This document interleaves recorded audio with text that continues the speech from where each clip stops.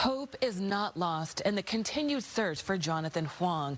The 21-year-old living with autism has been missing since March.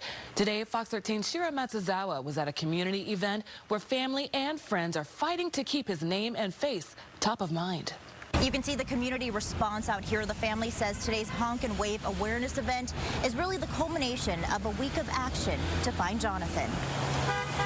With each passing car, a honk, a wave, a plea. We really need help finding Jonathan, and we can only do so much.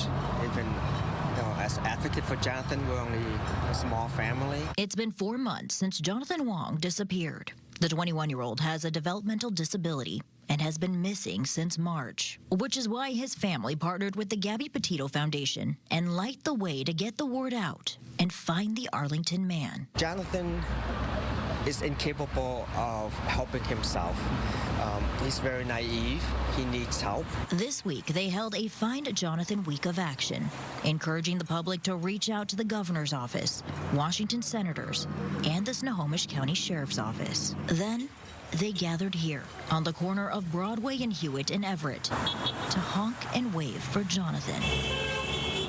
Holding signs with his picture and wearing the color brown, Jonathan's favorite color, loved ones and the community rallied. Somebody somewhere will see Jonathan, and that's what we're after. Tim Finneran is next-door neighbors with Jonathan's family. He held his poster of Jonathan to spread awareness and bring Jonathan home. It seems like trying to find a needle in the haystack at the moment, but somebody knows something. We need to find him and get him back on his medications and give him this medical support he needs to function, to have a good life. For Jonathan's parents, Ann and Tao, they're reminded of their son's disappearance every day. We still can't believe he's gone.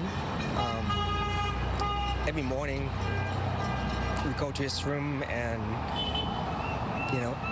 we open his door hoping he's in his room.